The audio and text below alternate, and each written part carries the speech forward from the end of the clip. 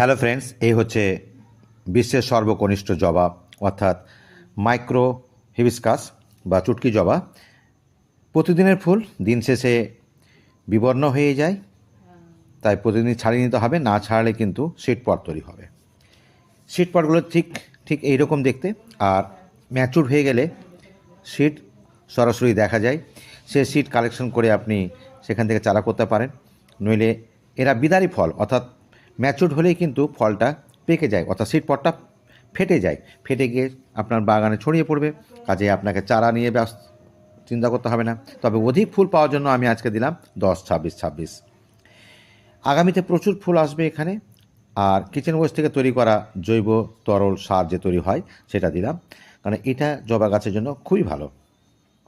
সিডপট থেকে তৈরি করা এই জবা গাছ বর্ষার শেষে আমি বসাবো। তো বন্ধুরা, যদি ভালো লাগে অবশ্যই লাইক করবেন,